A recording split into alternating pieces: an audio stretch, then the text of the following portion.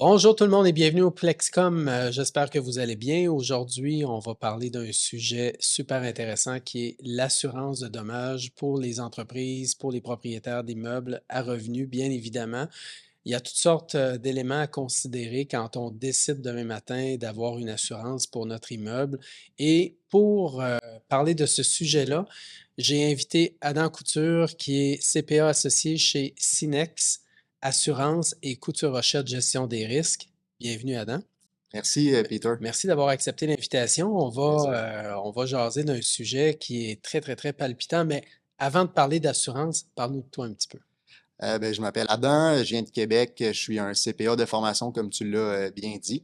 Également courtier en assurance de dommages des entreprises. Ça fait maintenant un petit peu plus que 10 ans que je fais ça. 2011, hein, je pense. 2011, Mhm. mon CPA, effectivement, en même temps que mon permis de courtier en assurance de dommages des entreprises. Je suis également un investisseur immobilier depuis 2011, un petit peu comme la majorité des gens Mhm. qui nous écoutent, là.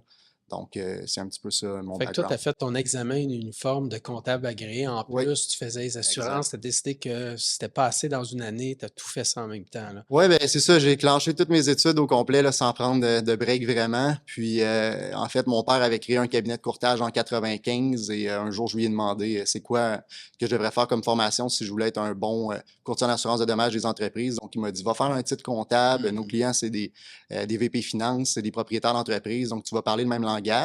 Alors en 2011, j'ai gradué de l'Université Laval et pendant l'été, j'ai fait mes permis d'assurance de dommages des entreprises. Et ensuite, je suis parti travailler à Toronto et de Toronto, je faisais mon CPA en même temps. Je revenais les fins de semaine là, à toutes les 5, 6 semaines.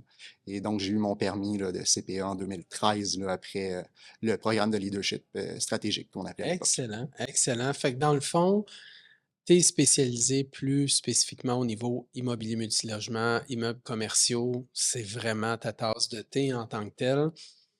En quoi ça consiste, ton travail exactement? Tu sais, comme courtier en assurance dans ton quotidien, là, c'est quoi exactement les volets les plus importants de ton travail? Ben, en fait, c'est une excellente question. Là. À la base, nous, on fait énormément on fait que du commercial. Là. Moi, je fais pas Mhm. de ligne personnelle. 90% de notre clientèle, c'est des entrepreneurs en construction, manufacturiers, propriétaires fonciers. En immobilier, on fait autre chose, là, bien évidemment, mais notre créneau, c'est vraiment ça. Nous, notre rôle, c'est un petit peu comme un banquier comme toi, comme un comptable, comme un fiscaliste, comme un avocat pour nos clients Mhm. communs. Donc, nous, on protège le patrimoine de nos clients. On s'assure d'avoir les meilleurs produits disponibles pour nos clients au meilleur prix. Mais ce qu'on vend d'abord, comme vous, c'est de la confiance là, auprès de nos clients. Absolument. Puis j'imagine, je peux t'appeler pour te demander une assurance sur un immeuble, mais Oui, avant tout, je peux aussi t'appeler en premier pour discuter de mes besoins puis de voir assurément. exactement comment je dois assurer mon immeuble avant qu'on choisisse un produit en tant que tel. Exactement. Puis, tu sais, ce qu'il faut savoir en immobilier, c'est que c'est pas sorcier, là, c'est la base de toute l'assurance des entreprises. Donc, que ce soit un restaurant, un dépanneur, un manufacturier, un entrepreneur en construction, tout le monde possède de l'immobilier avec une bâtisse. C'est pas nécessairement locative, Mm. mais c'est très, très simple, là, l'assurance de dommages des entreprises, là, pour l'immobilier. OK, Oui, OK, parfait. Puis tu es sous la bannière Sinex. effectivement. Euh, Écoute, étonnamment, même moi, je connaissais pas beaucoup C'est Sinex normal. avant de Oui, connaître Hugo Neveu, oui, qui est entre autres à la direction de cette équipe-là. Mais oui. parle-moi un petit peu de Sinex pour que tout le monde comprenne bien l'ampleur du groupe. Oui, ben, en fait, c'est vrai, ça fait pas longtemps que Sinex existe. En 2016, Yann Charbonneau, notre président, a décidé de faire de la consolidation dans l'industrie de l'assurance de dommages et de l'assurance collective. Donc, puis il s'est porté acquéreur, premièrement, là, de l'entreprise de son beau-père, là, qui était Assurance Fontaine-Lemay à Lévis, sur la rive sud de Québec. Et par la suite, en 2016, de Deslauriers Assurance à Montréal. Nous, on a vendu Couture Rochette en 2017. Ensuite, ils ont acquis d'autres cabinets.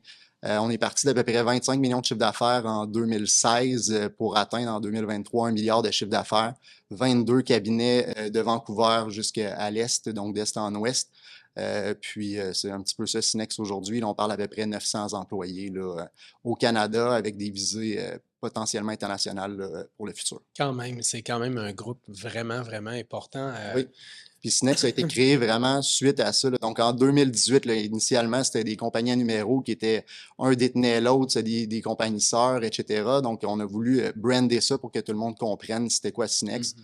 Puis c'est quoi le lien qu'il y avait entre chacune des entités. Donc, on a Synex Performance d'affaires qui est à la tête et ensuite, on a Synex Assurance de dommages et Synex Solutions collectives là, pour tout ce qui est là, les avantages sociaux des employés, assurance collective, tout ça, là.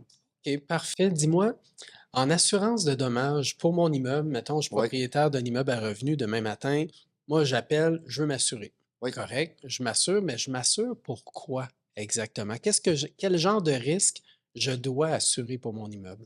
Ben, il y a 2 volets. Il y a le volet, first party, dans le fond, qui est pour vos dommages à vous, puis le third party qui est pour des dommages à un tiers. Donc, la Mmh. première chose qu'on veut assurer, que la banque vous demande d'assurer, au moment du financement, c'est, les dommages aux biens, à votre immeuble. Donc, on parle d'un incendie, d'un dégât d'eau, une tempête de vent, et cetera. Tremblement de terre? Tremblement de terre, c'est une option, c'est une extension de garantie qu'on peut ajouter. Inondation, refoulement des égouts, Une autre question, un autre risque qui me vient à l'esprit qu'on voit de plus en plus, là, mais qu'on dirait qu'on n'est pas assuré, les tornades? c'est une tempête de vent. Donc, OK. si on est couvert sous un formulaire tout risque, là, formule étendue, ça va être recevable normalement sur ce formulaire-là. Par contre, si on a un immeuble qui est plus difficile à assurer, qui est couvert malheureusement à risque désigné, là, souvent il ne sera pas assuré pour le risque des tempêtes de vent, mais on en Mmh. voit, là, tu sais, si on est dans le chemin de la tornade, là, peu importe ce qui se passe, ce qui se trouve là, ça va, la bâtisse va lever, puis ça peut coûter assez cher, là. Mmh. Des fois, il n'y a plus de bâtisse, là. Absolument, Oui. absolument.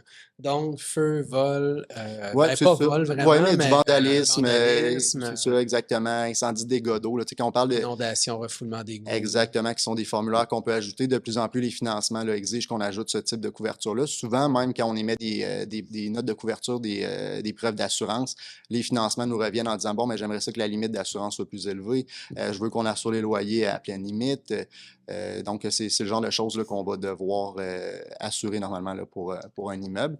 Euh, Pendant qu'on en parle, là, dans le fond, il y a eu beaucoup d'augmentation là, de primes là, dans les J'allais dernières justement te années. poser la Ouais, question c'est parce que souvent la question qui tue, nous, du effectivement. côté courtage Oui, hypothécaire, quand on évalue la capacité d'emprunt de oui, l'immeuble, si on part de ses revenus, moins ses dépenses, on arrive au revenu net, c'est avec oui. ce revenu net-là qu'on paye notre prêt.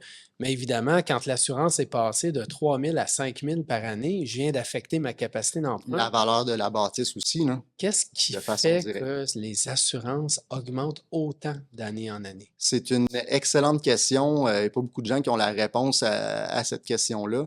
Je dirais que depuis les années, là, depuis que moi je fais ça, les immeubles à revenus, les primes étaient très, très basses et ils ont augmenté de façon considérable à cause de la sinistralité. Donc, il y avait beaucoup de réclamations et de fréquences là, dans les immeubles, notamment bois-briques, là, des bâtisses un petit Mmh. peu plus vieilles en bois. Donc, les primes ont beaucoup augmenté à ce niveau-là. Il y avait beaucoup de dégâts d'eau. On en entend parler depuis plusieurs années, là, mais les dégâts d'eau, c'est un vrai fléau Mmh. là, dans l'assurance d'immeubles à revenus. C'est un petit peu moins pire dans les maisons, mais quand c'est pas chez vous, souvent, les gens entretiennent un petit peu moins bien. Les bâtisses font un petit peu moins attention des gens qui accrochent un gicleur. Mmh. Des bains, ils s'en vont faire l'épicerie, ont laissé le bain ouvert. Ça peut coûter plusieurs centaines de milliers de dollars si c'est pas des millions, des fois, quand on est en haut de la bâtisse, puis ça coule pendant un certain temps. Mmh. Donc, les dégâts d'eau ont eu un fort impact sur les hausses de tarification. Il y a beaucoup d'assureurs qui se sont retirés du marché, moins d'offres. Ça a mis une pression importante là, sur la tarification. Après ça, on a vécu un marché dur pour l'ensemble de l'industrie de l'assurance de dommages en 2018. Donc, à partir de l'automne 2018, là, les primes ont commencé à augmenter de façon importante. C'était les répercussions des taux d'intérêt qui étaient très, très bas à l'époque. Donc, les assureurs doivent placer leur liquidité sans risque avec des taux qui sont souvent moins élevés puisqu'il n'y a pas de risque. Et là, à chaque année, ils ont des strates là, de financement là, qui viennent à échéance là, de Mmh. leurs obligations. Et là, les taux étant très bas, impactaient de façon considérable les résultats nets des Mmh. assureurs. Alors, ils n'ont pas eu le choix là, d'augmenter Mais là, les les taux primes liées ont à ça, là. augmenté, fait que Les j'imagine que répercussions vont ça être beaucoup devrait plus aider, tard. hein? Ouais, Effectivement, c'est hein? ça. Ça a été long. Tu sais, les taux Mmh. très bas, ça faisait comme une dizaine d'années que c'était déjà applicable, mais c'est souvent des strates, là, finalement, là, Ouais. certains montants qui viennent à échéance annuellement. Donc, là, les impacts ont été très, très importants à partir de 2017 et en 2018, les assureurs ont dû redresser la situation. Il y a aussi la fréquence et la sévérité là, des catastrophes naturelles partout sur De la plus en planète. plus, hein? Exactement. On parle d'à peu près 5, 6 réassureurs là, pour la planète au complet. Donc, si jamais il y a un tremblement de terre à San Francisco ou un tsunami aux Mmh. Philippines, c'est les mêmes réassureurs qui sont impactés au final, nos inondations qu'on a Mmh. ici au Québec, le réchauffement climatique, tout ça. Donc, tout ça a eu des impacts aussi sur la réassurance d'assurance que les assureurs doivent souscrire à l'interne. Donc, leurs coûts ont augmenté, leurs bénéfices nets ont été réduits en plus avec leurs placements sans risque, là, ce qui a eu un fort impact là, sur la tarification de tous les immeubles, là, particulièrement les Puis immeubles. clairement, on a vu énormément d'inondations, Oui, feux de forêt exact. aussi, tremblements de terre, peut-être un peu moins au Un peu moins Canada, ici au Canada, mais effectivement, plus dans l'ouest. On a une faille aussi dans le coin de ouais, Charlevoix, là, mais tu sais, des dommages liés au tremblement de terre au Canada, on n'en a pas vu c'est un depuis peu moins, 88. on dit tout le temps que peut-être à un moment donné, il Oui, va ça pourrait arriver, arriver. ça pourrait arriver, mais on a peut-être un peu moins un pays à risque pour ce volet-là, bien évidemment, mais les nombreux sinistres de plus en plus, les ouragans qui commencent à monter de plus Oui, en plus haut les aussi. répercussions des fins d'ouragan, effectivement. Effectivement, les tornades qu'on ne voyait pas au Oui, Québec et que là, on s'attend à avoir un 5, 6, 7 tornades par année maintenant au oui. Québec, ça fait aussi une grosse différence, là, j'imagine, sur les primes. Euh, Qu'est-ce qui peut faire aussi changer les primes au niveau d'une assurance? Est-ce que, par exemple, on dit souvent d'avoir un déductible Oui, plus élevé va exact. aider ou quoi que ce soit, mais qu'est-ce qui va faire évoluer le montant de notre prime? Ben, tout d'abord, il y a, oui, les franchises, là, donc des fois, on peut opter pour des franchises un petit peu plus élevées là, si vous êtes capable d'absorber un petit peu plus de risques. Si on fait une analyse risque-rendement, là, souvent, fait qu'on essaie d'avoir Mhm. un délai de récupération, là, 2 ans, 2 ans et demi là, d'économie de prime versus la franchise. Des fois, ça vaut pas vraiment la peine, donc on peut conserver des franchises un petit peu plus basses. Également, il y a la limite d'assurance du bâtiment, Mhm. donc ça, malheureusement, on s'en sort pas. Il faut l'assurer à la juste valeur, sinon on s'expose à des clauses de coassurance là, qui viennent nous impacter là, en cas de perte partielle là, où l'assureur paierait seulement le prorata là, de la valeur Est-ce qui aurait dû être assurée. est-ce que je pourrais m'assurer juste pour le montant de mon prêt? Tu sais, tu viens de Là. dire on va Oui. s'ajuster, on va assurer à la Oui. juste valeur, mais mettons, moi j'ai un prêt d'1 million, puis que j'ai pas envie de m'assurer pour 2 millions. Malheureusement, on s'expose à cette clause de coassurance-là. Il n'y a pas vraiment d'avantage à faire ça, d'autant plus que nous, on travaille avec un coût de reconstruction et non avec une valeur marchande. Donc, tu sais, Ouais. l'évaluation municipale, on ne peut pas se fier là-dessus souvent. L'évaluation de juste valeur marchande non plus. Donc, souvent, on va demander aux évaluateurs de nous fournir, en plus de cette évaluation-là, d'ajouter un paragraphe là, pour le coût de reconstruction pour fin d'assurance là, qui va venir inclure les frais de déblai, Mhm. les frais de démolition de la bâtisse qui reste à reconstruire et tout là, pour avoir la juste valeur. Donc, c'est avec ça qu'on va travailler souvent. Puis, on essaie d'avoir une mise à jour de cet évaluateur-là d'inclus là, sur les 5 années qui Mhm. vont suivre pour être capable de challenger l'assureur parce que, tu sais, d'année en année, ils veulent une indexation sur la limite d'assurance comme Mhm. obligatoire et non négociable, autant au commercial que pour les particuliers. Fait qu'avec avec un écrit souvent ou un rapport d'évaluateur professionnel, là, on est capable de challenger les valeurs assurables et d'essayer de garder un coût qui est un petit peu plus bas là, avec des limites un petit peu plus basses. Il y a des firmes d'évaluation qui Oui, se spécialisent oui, aussi dans oui, l'évaluation d'une valeur assurable oui. pour l'immeuble. Oui, il y en a, on en connaît. Souvent, on ne va pas référer une firme. Mhm. Par souci de conflit d'intérêt, on va référer trois, quatre firmes. Ouais.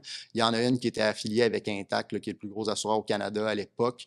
Si le partenariat ne tient plus, par contre, c'est encore en affaires. C'est juste que le service est un petit peu dépersonnalisé. Mhm. Là. Fait que souvent, on veut bâtir une relation avec nos professionnels, donc on n'optera pas nécessairement pour eux, là. Les grandes firmes là, sont toutes capables de fournir là, la valeur pour fin d'assurance.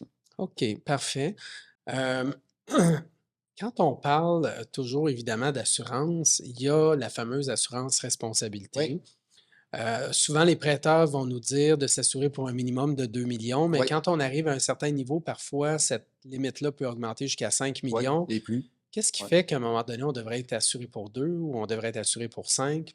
Qu'est-ce qui va venir C'est une bonne déterminer ça? question, c'est une question à laquelle malheureusement je ne peux pas répondre. J'ai pas le droit de répondre à cette question-là là, de Ouais. par notre Un ordre caprice de prêteur professionnel. à un moment donné, j'imagine, ou Exact. en tout cas, ils Non, veulent c'est qu'on. vraiment c'est de la tolérance au risque finalement. Ouais. Là, puis, souvent, la différence de prime entre 5 millions et 2 millions est minime. Là, donc, on Mhm. va essayer d'opter pour une limite un petit peu plus haute. Tu sais, j'ai des clients qui ont des limites de 100, 150 millions là, en responsabilité civile, là, Mhm. pas juste 2 millions.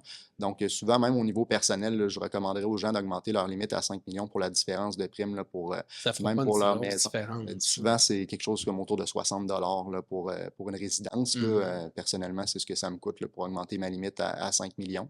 Donc, je pense que c'est ça. C'est judicieux est prudent d'avoir une limite plus élevée que plus basse. Tu sais, si on pense à de la glace qui se détache d'une bâtisse qui tombe sur un locataire, à titre Mmh. d'exemple, ou on a un incendie, puis finalement c'est un trouble électrique dans notre panneau, puis tous les dommages des locataires, un vent défavorable qui propage l'incendie à la bâtisse voisine, tu sais, Mmh. les montants puis les réclamations peuvent monter quand même de façon rapide, là. En multilogement, qui est une grosse partie de notre clientèle, Oui, hem, on a, tu sais, dans le fond, les gens souvent veulent avoir accès à plusieurs types d'assurances, mais en même temps, on se fait souvent dire qu'il y a pas beaucoup c'est d'assureurs vrai, qui offrent le service en tant que tel. effectivement. Il peut exister à peu près combien d'assureurs quand on est quand on est vraiment dans le multilogement? À quoi on a accès Ça exactement? dépend de la qualité ou du type de construction de nos bâtisses. Si on a une bâtisse qui est incombustible giclée, on va avoir beaucoup plus d'assureurs qui vont être ouverts, là. Donc, Mmh. c'est toujours Oui, le l'offre et risque, la là. demande, Ben oui. effectivement. Par contre, au niveau du bois brique un petit peu plus vieux, on va avoir moins d'options, là. Tu sais, je pense à 4, 5 assureurs maximum là, au niveau du résidentiel locatif là, pour ce type de bâtiment-là.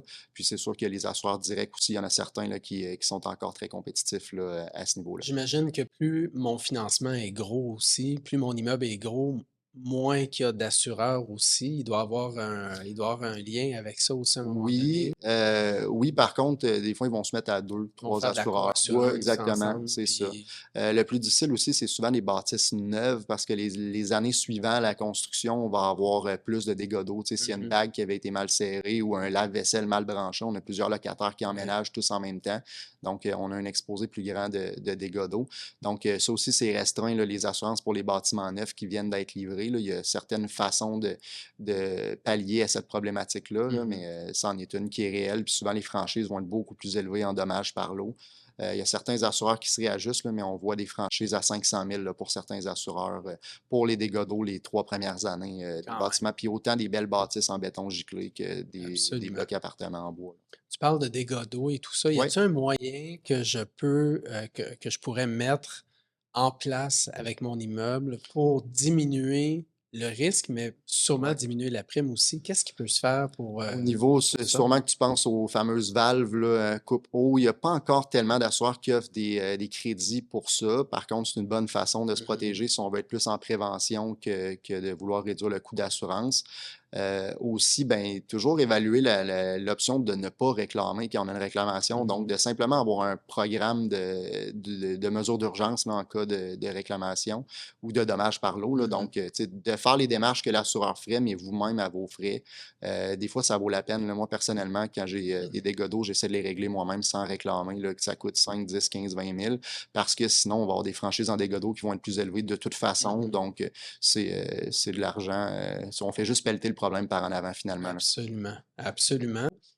Hem, on voit, tu sais, dans mon métier de courtier hypothécaire, moi, les clients me disent souvent: «Tu sais, Peter, je peux bien utiliser tes services, mais ça coûte de l'argent, puis je peux aller voir la banque directement». Tantôt, tu as parlé d'Intact comme un des plus grands assureurs Au Canada, c'est au l'assureur le plus Canada. important. Pourquoi j'irais voir Adam Couture chez Cinex plutôt que d'aller voir Intact directement? Ben, c'est assez simple Mon comme. avantage, il se trouve où à ce moment-là? Ben, en fait, c'est qu'Intac ne travaille pas directement avec des clients. Donc, n'a Mmh. aucun client directement. Il travaille uniquement par le réseau de courtage. Donc, pour accéder à Intac, il faut passer par un courtier absolument, comme la majorité des assureurs à courtage. Et là, j'imagine à ce moment-là que le volume que Cinex génère fait en sorte que vous avez accès probablement à des primes plus avantageuses que si je magasinais moi-même avec un assureur, probablement? Oui, comme je disais, il y a certains assureurs directs qui sont encore très compétitifs Mmh. là, au niveau des immeubles à revenus. Par contre, c'est sûr que notre expertise puis notre volume nous permettent d'aller chercher de la tarification quand même compétitive aussi là, dans le réseau de courtage. Puis notre expertise aussi, là, tu sais, on en fait un puis deux par semaine, là, tu t'en douteras. Oui, Donc, oui, on est clairement, on sait où on s'en va, on sait à qui parler, on sait ce que ça vaut. Puis on sait ce que les autres offrent aussi. Là, on a fait quand même une veille stratégique à ce niveau-là. Donc, on s'assure de demeurer mmh. compétitif. Puis ce qu'on veut, c'est bâtir un partenariat parce que l'année d'après, tu t'assures avec un direct. L'année d'après, tu vas recevoir un courriel ou un envoi postal avec la police qui renouvelle à plus 20, plus 25 Il va falloir appeler. Finalement, ils vont redonner 5 ou 10 de crédit pour essayer de vous garder. Mais c'est des moulins à saucisses, là. Eux autres, ils envoient les renouvellements. Si tu négocies pas, ça va être ça. Puis ils vont garder 90 de leurs clients.